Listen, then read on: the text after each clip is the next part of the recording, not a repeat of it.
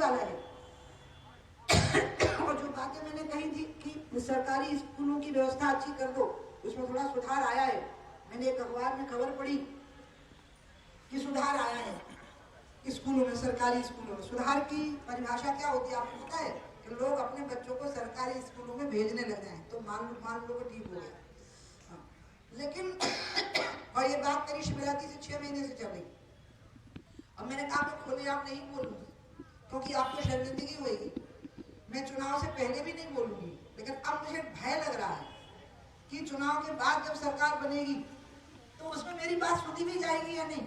तो मैं अब इस बात को सार्वजनिक करूंगी कि हर उम्मीदवार को ये वचन देना पड़ेगा जो वोट मांगेगा भाजपा का, कि वो अपना घर का इलाज और अपने घर के लोगों का इलाज कहाँ करवाएगा, वो अपने बच्चों को कहाँ पढ़ाएगा। हाँ, ये बात आप पूछिएगा, ये बहुत जरूरी है। हर उम्मीदवार से पूछिएगा, चाहे वो भाजपा का हो चाहे कांग्रेस का हो। मैं तो भाजपा के लिए वोट मांगूंगी और मैं भाजपा का ही चुनाव प्रचार करूंगी, लेकिन मैं उनको ये जरूर कहूंगी कि आपको ये व्यवस्थाएं ठीक करनी पड़ेगी। ये योजनाएं बहुत अच्छी हैं, लाडली बहना, जिसमें कि आपको जेब खर्च मिलने लगा है, लेकिन अगर सरकारी स्कूल की जगह प्राइवेट स्कूल अस्पताल में बच्चे का इलाज कराना पड़ा तो वो तो एक बार के विजिट में फूक जाता है कि नहीं फूक जाता है पूरा। इसलिए ये सारी योजनाओं का लाभ तभी है जब सारी व्यवस्थाएं ठीक से काम कर रही हूँ, तो महिला की जेब में पैसे बचेंगे। नहीं तो ये तो पूरे पैसा खर्च हो जाएंगे लड़के की दवाई लाने में, हो जाएंगे कि नहीं हो जाएंगे। या लड़की को किसी फैंसी ड्रेस शो में भाग लेना होगा प्राइवेट स्कूल के, क्योंकि बेचारे बच्चे परेशान हो जाते हैं, माँ बाप पे प्रेशर बनाते हैं कि स्कूल में बच्चे हमारी हंसी उड़ा रहे हैं। ये सब ठीक करना पड़ेगा। ये ज्यादा जरूरी चीजें, ये बेसिक चीजें, ये फंडामेंटल चीजें हैं और ये चीजें ठीक करनी पड़ेगी। और आज मैं दुर्गा हनुमान मंदिर में, इसीलिए मैं प्रेस वालों को समझा रही थी कि थोड़ी शांति रखो, मेरे को पहले बोल लेने दो, आधी बातें तो उसी में बोलने वाली हूँ। और इसलिए जो जन आशीर्वाद यात्रा निकल रही है उनको जनता का आशीर्वाद प्राप्त हो, लेकिन ये शर्त के साथ में प्राप्त हो कि सरकारी स्कूल और सरकारी अस्पताल में ही सारे सरकारी अधिकारी और सभी सरकार में बैठे हुए लोग अपने बच्चों का इलाज कराएंगे और अपने बच्चों को पढ़ाएंगे। अब मैंने सोचा है कि मैं 27 या 28 सितंबर को मध्य प्रदेश के भाजपा के कुछ प्रमुख कार्यकर्ताओं का सम्मेलन यहीं बुलाऊंगी, दुर्गा शक्ति हनुमान मंदिर के पीछे जो मैदान है। मनोज जी को मैं कह रही हूँ कि वो इसके संयोजक बने और आप सब लोग इसमें तैयारी करो। और यहाँ पर ये बातें तय की जाएंगी, पूरी प्रदेश की जनता की से अपील की जाएगी कि यहाँ के सरकारी स्कूल और यहाँ की सरकारी अस्पताल में ही अगर विधायक, सांसद, मंत्री और मुख्यमंत्री अपने परिवार का इलाज कराएंगे और पढ़ाई कराएंगे तो ही वोट मिलेगा। और यही कांग्रेस को वचन देना पड़ेगा, यही भाजपा को। लेकिन मैं भाजपा का ही प्रचार करूंगी, ये मैं आपको बता रही हूँ। मैं भाजपा के लिए ही वोट मांगूंगी, ये भी मेरा वोट भाजपा के लिए ही मांगा जाएगा। मैं भाजपा का ही चुनाव प्रचार करूंगी। मैंने अपने आप को एक मुक्त आत्मा समझ लिया है, मेरे सारे बंधन आपसे हैं, मैं आपसे बंधी हुई हूँ, मैं नहीं बंधी हूँ किसी चीज से। मैं इस देश के साथ बंधी हुई हूँ और ये देश माटी नहीं है, ये देश चैतन्य है, इसके अंदर आत्मा है। जैसे शरीर में आत्मा होती है इसी तरह से भारत माता की भी आत्मा है, भारत माता का भी मन है और भारत माता की भी प्राण है। भारत माता की प्राण क्या है? गंगा। भारत माता का मन क्या है? गौ। और भारत माता की आत्मा क्या है? यहाँ की जनता। ये भारत माता की आत्मा है और इसलिए इसका हमको ध्यान रखना है, आप लोगों का हमको ध्यान रखना है।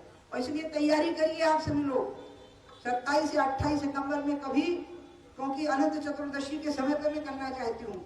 यहीं पीछे हम सीमित संख्या में 1000-2000 की संख्या में, लेकिन प्रदेश के महत्वपूर्ण लोग बुलाएंगे और उनका एक ही काम होगा, तो भाजपा के उम्मीदवारों का कुर्ता पकड़ेंगे तो भैया जी वचन दे दो तुम तो कि हमें और कुछ नहीं चाहिए, वोट तुम्हारा, लेकिन हमें जी वचन दे दो कि आगे से तुम्हारा इलाज सरकारी अस्पताल में होगा, तुम्हारे घर के लोगों का इलाज भी सरकारी अस्पताल में। अगर आपने ये नहीं किया तो फिर आप फंस गए बहुत बुरे, इसलिए आपको बोल रही हूँ।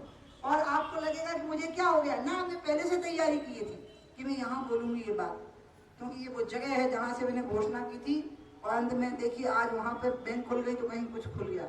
मैं शिवराज जी की बहुत आभारी हूँ कि उनने शराबबंदी के मसले में मेरी बात ज्यों की त्यों मानी, कोमा और फुल स्टॉप भी नहीं लगाया, क्योंकि वो जानते थे कि मेरी बात नहीं है, पूरे मध्य प्रदेश की महिलाओं की बात है और पूरे मध्य प्रदेश के उन लोगों की बात है जिनकी तबीयत खराब हो चुकी है, जिनके बच्चों का भविष्य बिगड़ रहा है शराब के कारण।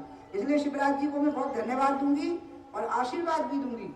मैं उनसे बहुत स्नेह रखती हूँ और वो मेरा बहुत सम्मान करते हैं, मैं भी उनका बहुत सम्मान करती हूँ, लेकिन मेरा बंधन तो आप लोगों से है, ये आप ध्यान रखिएगा। आप लोगों से मेरा बंधन है, मैं आपसे बंधी हुई हूँ। मेरे गुरुजी ने कहा था जब मैंने सन्यास की दीक्षा ली कि आप ये बताओ कि सन्यास की मैं क्या परिभाषा बताऊं। अमरकंटक में ली थी मैंने सन्यास की दीक्षा, और सफेद कप मुझे गर्मी बहुत लगती है, तो मैं पुराने फटे हुए, मेरे कुछ अच्छा कॉटन मिल ही नहीं पा रहा बाजार में, कपड़े की क्वालिटी बहुत घटिया हो गई है, तो जो मिलते हैं वो इतनी गर्मी करते हैं कि मैं बहुत, या सिल्क पहनूं, सिल्क बहुत गर्मी करता है।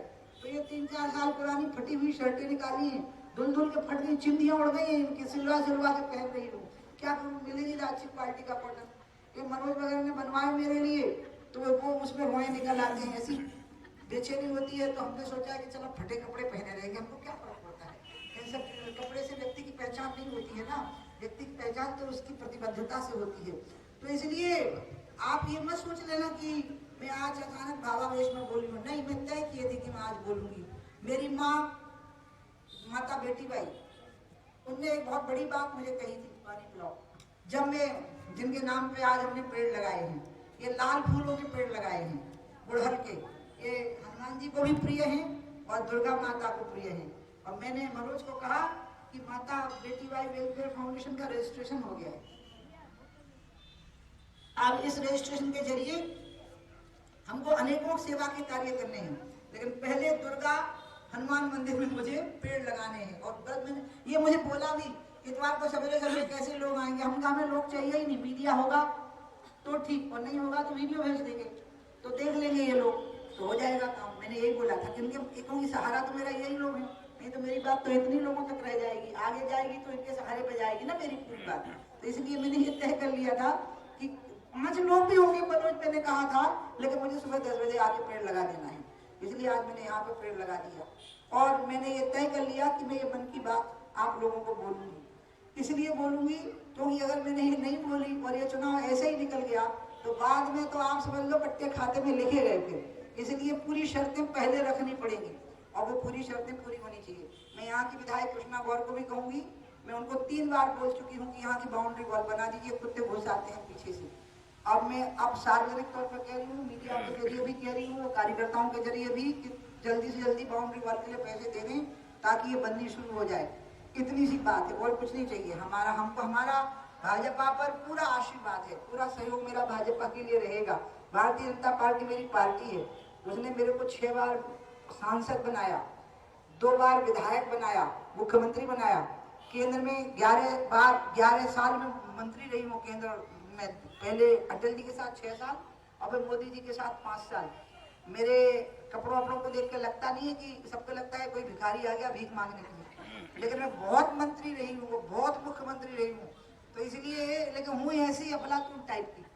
और मैं मानती नहीं हूँ ना कि मैं बनती हूँ, मुझे लगता है आप मुझे बनाते हो, ये आप मुझे बना देते हो, उसमें बन जाती हूँ। मेरी खुद की कोई औकात है, कोई हैसियत है, अकल है, बुद्धि है, ऐसा मैं कुछ नहीं मानती। मेरे ऊपर दुर्गा जी की और हनुमान जी की बहुत कृपा है और उन्हीं के माध्यम से आपकी कृपा है। तो जब मैं प्रवचन करती थी तो मेरी माँ ने एक बात कही थी, मैं 6 साल की उम्र में प्रवचन करने लगी। जब मैं 16 साल की उम्र में इंग्लैंड से मुझे बुलावा आ गया प्रवचन करने के लिए, और वो भी आज से मतलब 77 में आया था, तो 77 के बुलावे का मतलब समझ लो कि लगभग 45-40 साल पहले मैं इंग्लैंड चली गई हूँ। तब लोग जा ही नहीं पाते थे विदेश में, तब की बात है। उस समय मुझे वहां बुलाया गया प्रवचन करने के लिए इंग्लैंड में। तो मेरी माँ ने एक बात कही, मेरी उम्र 13 साल की है, नहीं 16 साल की थी। मेरी माँ ने मुझे कहा कि बेटा धर्म को बेचना नहीं, ये ध्यान रखना, धर्म का व्यापार नहीं करना, ये ध्यान रखना। और मैंने तय किया कि हम धर्म को बेचेंगे नहीं, ज्ञान को बेचेंगे नहीं, ज्ञान का प्रकाश करेंगे, ज्ञान का विस्तार करेंगे, लेकिन ज्ञान को बेचेंगे नहीं। इसलिए 77 से लेके